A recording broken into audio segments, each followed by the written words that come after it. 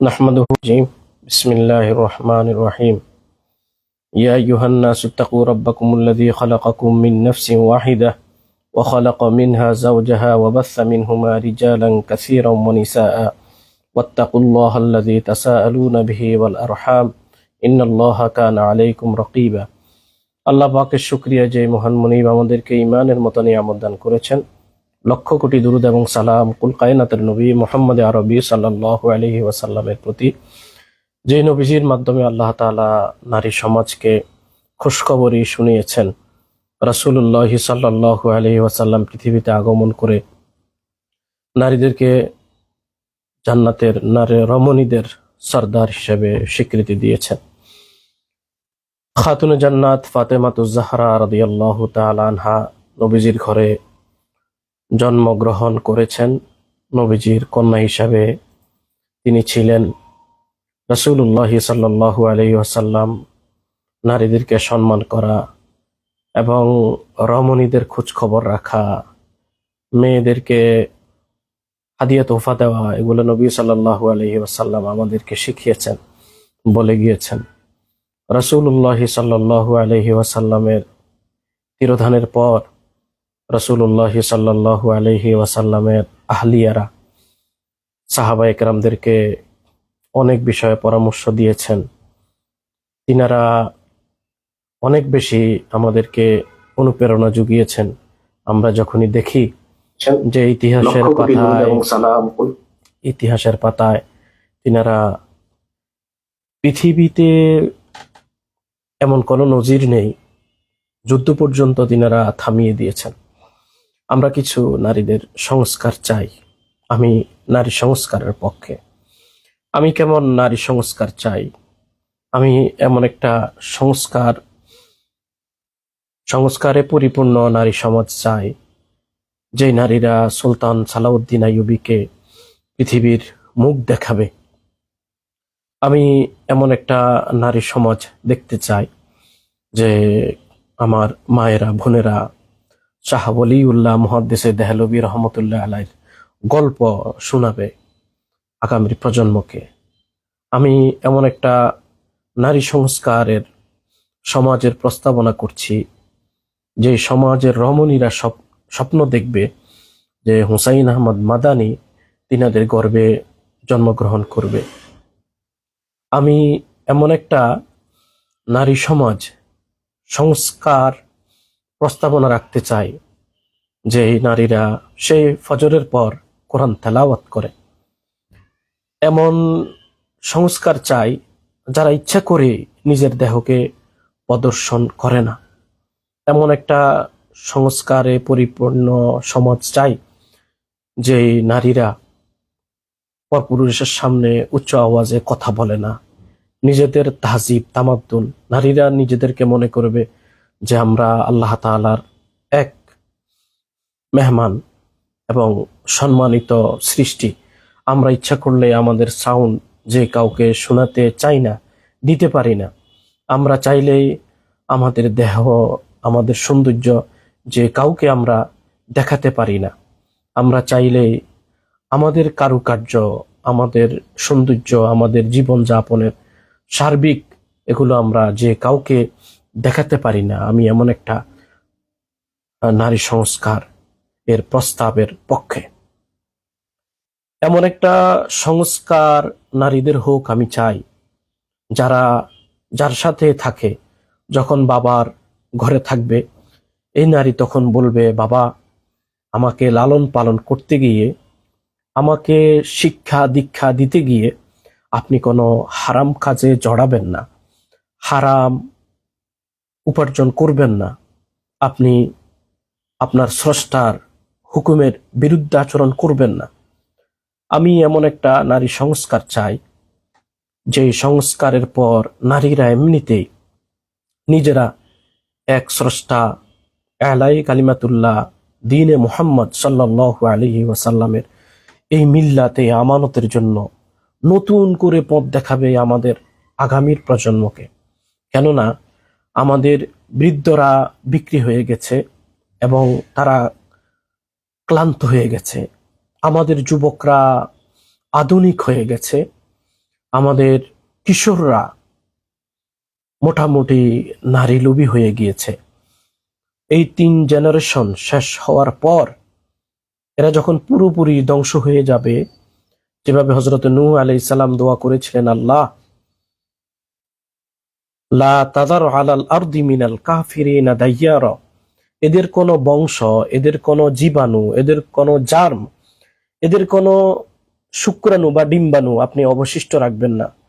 আলাল আরদি মিনাল কাফিরিনা দাইয়ারা, যারা কুফুরি করে, যারা কুফুরিতে মত্ত।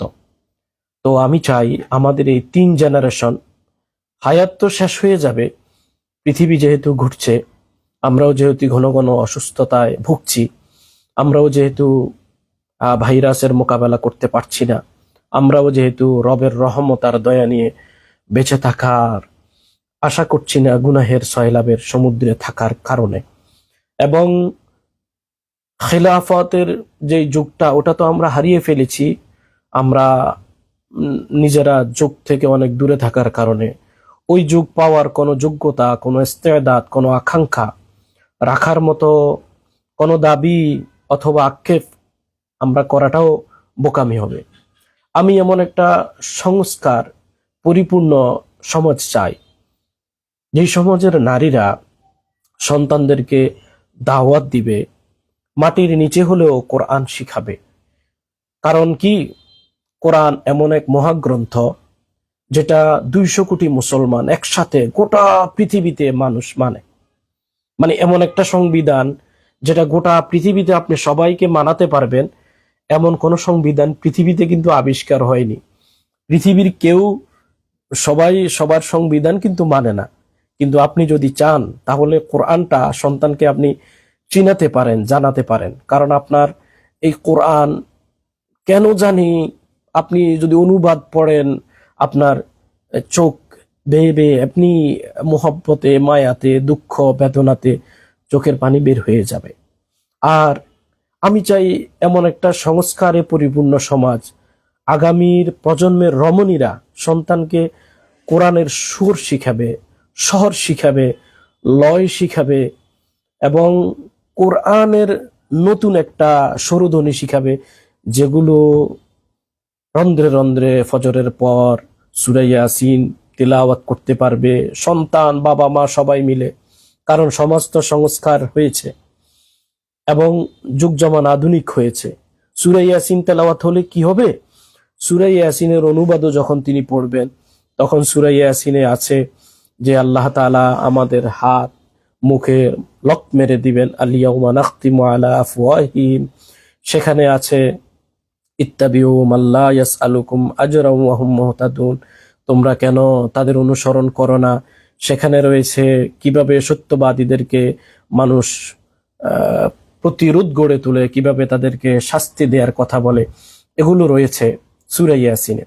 এখানে রয়েছে হাবিবে নাজ্জারের কথা, যিনি এসে নবীদের পক্ষে থেকেছেন। আমি এমন একটা সংস্কার, নারীদের সংস্কার চাই, যে সংস্কার হবে মানুষ রুহানি ভাবে, ওই যে আমাদের ফরাদ মাজাহার সাহেব বলছিল যে মানুষ রুহানিগত ভাবে যেন সংস্কার হয়। আপনি যদি রুহানিগত ভাবে, আধ্যাত্মিক ভাবে যদি পরিবর্তন না হন, তাহলে এই সংবিধান, এই আলেম ওলামা, এই সুফিজম, এগুলো দিয়ে লাভ হবে না। কোরআনটাও আপনি আয়ত্ত করতে হবে রুহানি ভাবে। ওই ফরাদ মাজার সাহেব বলছি, ফরাদ মাজার সাহেব আমাদের দেশের অনেক বড় গুণী মানুষ, অনেক সম্মানিত। যদিও ইসলামিক স্কলারগণ অথবা ইসলামিক ধর্মীয় গুরুজনগণ তিনার থেকে অনেক দূরে, এবং তিনার আগের যে ক্লিন শেভ অথবা দর্শন, তিনার যে রাজনীতি, ফিলোসফি, এগুলো যদিও আপনার আধ্যাত্মিকতার সাথে অথবা সুলুকের সাথে অথবা বুজুর্গি পীর মুরিদির এই তরিকার থেকে অনেক দূরে।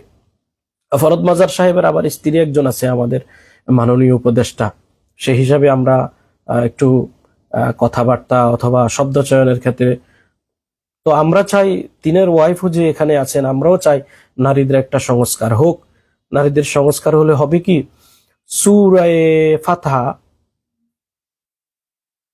ফাতিহা তিলাওয়াত হবে জোহর নামাজের পর, আলহামদুলিল্লাহ, তখন বলবে ইন্না ফাতাহনা লাকা ফাতহাম মুবিনা, যে রাসূলুল্লাহ সাল্লাল্লাহু আলাইহি সাল্লাম যে মদিনার সনদের কথা বলা হয়, মদিনার সনদের ওখানে সুন্দর, এবং সাহাবায়ে কেরামের যে ঐক্য, মুসলমানরা একটা সময় ঐক্য ছিল, একজনকে শাহাদাত বরণ করানোর পর উসমান রাদিয়াল্লাহু তাআলা আনহুর শাহাদাতের গুজব শোনার পর সবাই মিলে একসাথে বায়াত গ্রহণ করেছেন।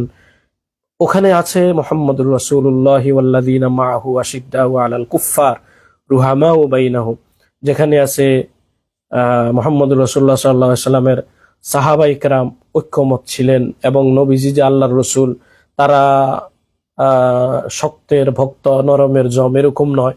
তারা যারা জালেম তাদের জন্য সীসা ডালা প্রাচীর এবং তাদের জন্য পরমাণু, আর যারা নরম মানুষের প্রতি কোমল তাদের জন্য তারা রুহামা ও বাইনাহুম, নিজেদের ব্যাপারেও তারা অনেক সুলাহা করে।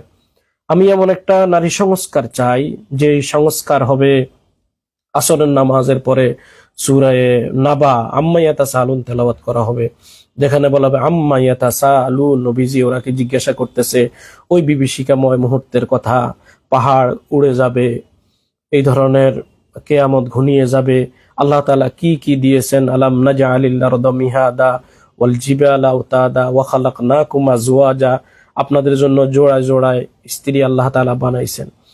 সূরা ওয়াকিয়া তেলাওয়াত করা হবে ওই সংস্কার সমাজে, যে সংস্কারকৃত সমাজে, যেখানে নারীরা, এমন একটা সমাজ হবে যেখানে নারীরা মাগরিবের নামাজের পরে সূরা ওয়াকিয়া তেলাওয়াত করবেন। রাসূলুল্লাহ সাল্লাল্লাহু আলাইহি সাল্লাম বলেন যে সমাজের নারীরা অথবা পুরুষেরা রাত্রিবেলা সূরা ওয়াকিয়া তেলাওয়াত করে, তাদের কখনো ফাকাতুন নাবাদা, তাদেরকে কখনো ধরবে না, হ্যাঁ, তাদেরকে কখনো ক্ষুধা দারিদ্রতা ধরবে না ওয়াকিয়া তেলাওয়াত করলে। হযরত ওসমান রাদিয়াল্লাহু তাআলা আনহুর কাছে সাহাবায়ে কেরাম গেলেন, যাইয়া বললেন আপনারে কিছু টাকা পয়সা দিই। বললেন আমার আর লাগবে না, আমার সময় শেষ। আপনার সময় শেষ হয়েছে তো কি হয়েছে, আপনার মেয়েদের জন্য দেই। বলে না, আমার মেয়েদেরকে আমি এমন এক খাজানা দিয়েছি, যে খাজানা রাসূলুল্লাহ সাল্লাল্লাহু আলাইহি সাল্লাম আমার কাছে রেখে গেছে। হযরত ওসমান জিন্নুরাইন রাদিয়াল্লাহু তাআলা আনহু তো রাসূল সাল্লাল্লাহু আলাইহি সাল্লাম থেকে খাজানা পেয়েছেন, খেজুরের থোকা পেয়েছেন, বরকতের দোয়া করে দিয়ে গেছেন। রাসূল যেটাতে দিয়ে গেছেন বরকত। আমি এমন একটা নারী সংস্কার চাই, যে সমাজের নারীরা রাসূলুল্লাহ সাল্লাল্লাহু আলাইহি ওয়াসাল্লামের দোয়াকৃত বরকতগুলো তারা চেয়ে চেয়ে নিবে। তাদের আন্দোলন করতে হবে না, কাপড় চোপড় খুলতে হবে না, বরঞ্চ তারা চাইলে বহু এক অঙ্গে, বহু রঙ্গে এবং একই সঙ্গে অনেকগুলো কাজ করতে পারবেন। এক অঙ্গে বহু রঙ্গ, তারা এক পোশাক অনেক পোশাক একসাথে তারা ম্যাচ করে পড়তে পারবে, নিজেদের মতো করে পড়তে পারবে। সেখানে কোনো হায়নার চোখ থাকবে না, সেখানে কেউ জুলুম করার চিন্তা ভাবনা করতে পারবে না। এমন একটা সংস্কার আমি চাই। রাসূলুল্লাহ সাল্লাল্লাহু আলাইহি ওয়াসাল্লামের এই দ্বীনের আমানত, রাসূলুল্লাহ সাল্লাল্লাহু আলাইহি ওয়াসাল্লামের রেখে যাওয়া দ্বীন যেই নারীরা মানবে, মানার পর দেখা যাক না 100 বছর তাদের কি হয়। যদি পরিবর্তন না হয় তাহলে না তারা বলবে 50 বছর ব্রিটিশ আইনে দেশ চলেছে, এর আগে বিভিন্ন রকম ভাবে মানুষ নিজের ধর্মকে, নিজের জাতীয়তাকে, নিজের সামাজিকতাকে কদমের নিচে ফেলে মানুষগুলো পিষে দিয়েছে। মানুষ নিজেদের ধর্মীয় পণ্ডিতগুলোকে রাজাকার বলে অথবা জঙ্গি বলে আখ্যায়িত করেছে। এখন এমন একটা সংস্কার তো আমরা চাইতেই পারি।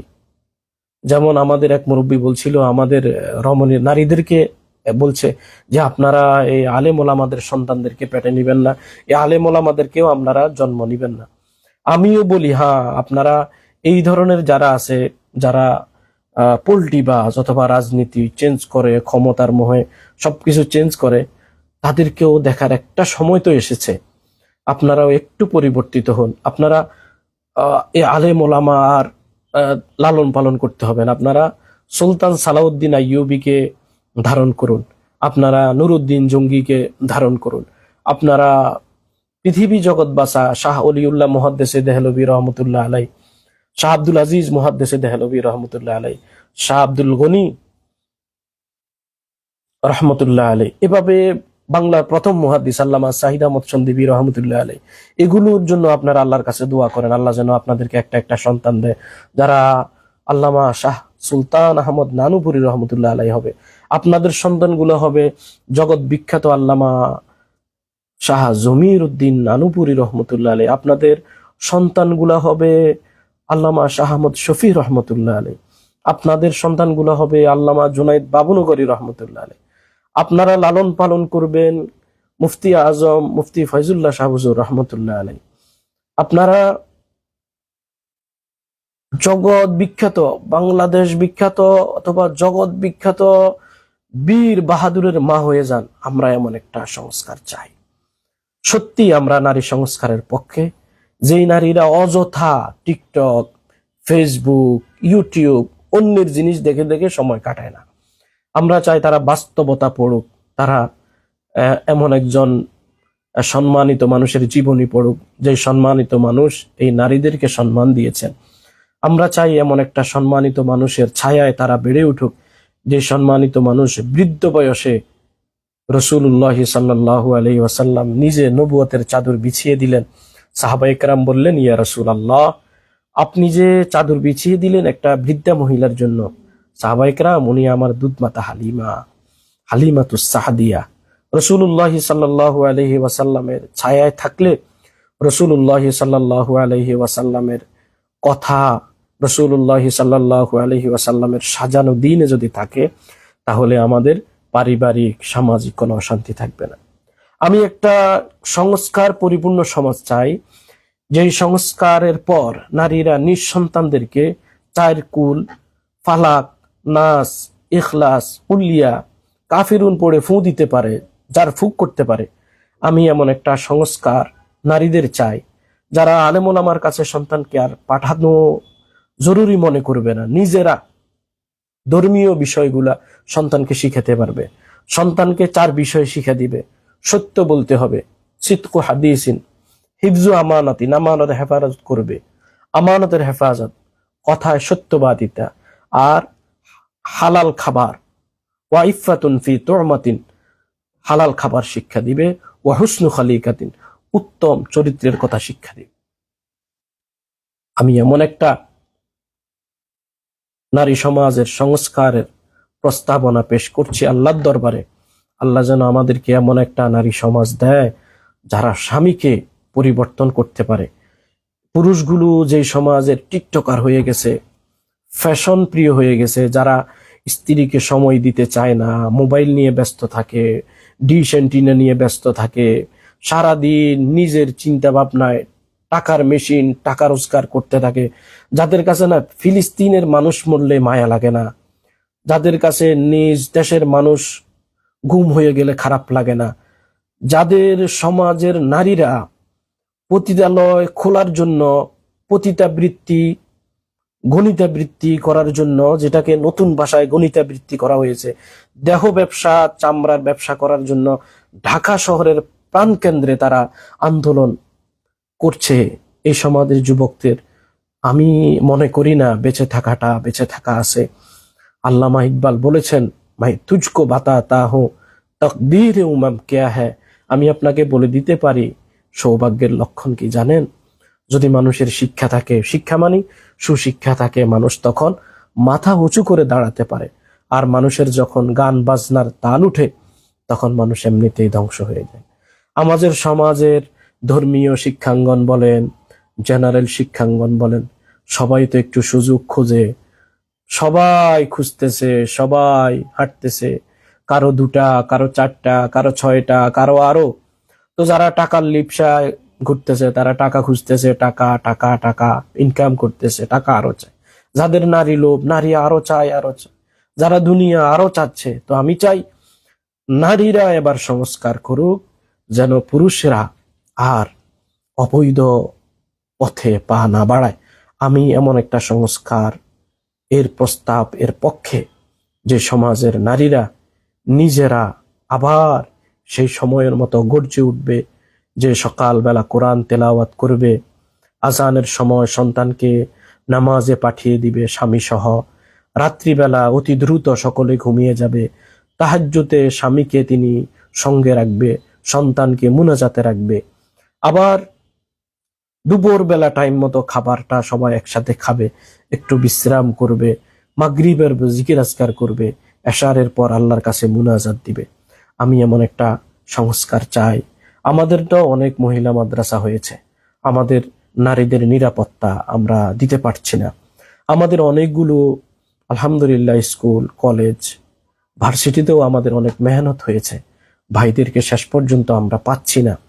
আমাদের অনেক আলেম ওলামা যারা সামাজিকভাবে কাজ করতে চাইছেন, কিন্তু আম জনতা তো সেগুলো মানছেন না। আপনি কি আমাকে বলবেন, যেই সমাজের মানুষের ইজ্জতের দাম নাই, যেই সমাজের মানুষের হালাল খাবারের গ্যারান্টি নাই, আপনি কি ওই সমাজে বেঁচে আছেন মনে করছেন? যেই সমাজের মুসলমানরা নিজেরা ধর্মীয় প্রতিষ্ঠানের টাকা মেরে দেয়, আপনি কি মনে করছেন ওই সমাজের মুসলমানরা আগামী 100 বছরে সমাজ পরিবর্তন করবে, অথবা তাদের দ্বারা ইসলামের কোনো দাওয়াত হবে? আপনি এই সমাজের মুসলমানরা সকাল বিকাল মিথ্যা কথা বলছে এবং মিথ্যা বলার প্রতিযোগিতায় নেমেছে, আপনি কি মনে করছেন সেই সমাজে আপনি থেকে আপনার সন্তানদেরকে সুন্দরভাবে লেখাপড়া করিয়ে আপনি জান্নাতের পানে সুন্দরভাবে হেঁটে চলে যাবেন? প্রিয় ভাই, প্রিয় মুসলিম মিল্লাত, আমরা নিজেরা নিজেদের রুহানি ভাবে, ওই যে ফরহাদ মজার সাহেব বলছিলেন, ওনার কথাটা আমার অনেক ভালো লেগেছে, এত ভালো লেগেছে যে আসলে রুহানিয়ত, যদিও তিনি বাহ্যিক ভাবে পরিবর্তন হয়েছেন, রুহানিয়ত ভাবে কতটুকু পরিবর্তন হয়েছেন আমি জানি না, তবে আমি তিনার কথা থেকে স্যাটিসফাই হয়েছি এবং তিনার কথা দ্বারা অনুপ্রাণিত হয়েছি। আমিও চাই রুহানি ভাবে মানুষ পরিবর্তন হোক। আমি চাই দিল থেকে মানুষ বলক, আসলেই আমি মিথ্যা বলি না, আসলে আমি হারাম খাই না, আমি হারাম দিকে দেখি না, আমি হারাম বক্ষণ করি না, কাউকে বক্ষণ করতে দেই না। এমন একটা সমাজ হোক। আমাদের আজান শুনলে মানুষ সেজদায় পড়ে যাবে, কোরআন দেখলে মানুষ কান্নায় নুয়ে যাবে, মানুষ আল্লাহর কথা ভিতরে যতটুকু মানবে বাহিরেও ততটুকু মানবে, সামনে লেবাসদারি হবে, ভিতরগতভাবে খালি হবে। এমন সংস্কার চাই না। চাই এমন একটা সংস্কার যারা আল কোরআনের সাথে করবে অঙ্গীকার, ওয়াদাবদ্ধ হবে দ্বীনে ইলাহির সাথে, আল্লাহ তাআলার প্রতি অগাধ ভক্তি, বিশ্বাস, শ্রদ্ধা তারা দেখাবে এবং দ্বীন ইসলামকে মানবে। মহান আল্লাহ তাআলা সেই দ্বীনের খোঁজখবরই শোনার তৌফিক আমাকে, আপনাকে, সকলকে দান করুন। এরপরও রাসূলুল্লাহ সাল্লাল্লাহু আলাইহি ওয়াসাল্লামের উম্মাহাতুল মুমিনিন যাদেরকে স্বীকৃতি দিয়েছেন আমাদের আম্মাজানগণ, তাদের মধ্য থেকে এভাবে বলা যায়, আল্লাহ আপনি আমাদেরকে আবার আয়েশা সিদ্দিকা দেন, আপনি আমাদেরকে আবার খাদিজাতুল কুবরা দেন, আপনি আমাদেরকে আবার ফাতেমাতুজ জাহরা দেন, আল্লাহ আপনি আমাদেরকে আবার সাহাবাওয়ালা নমুনায় এমন একটা সমাজ আমাদেরকে দান করেন।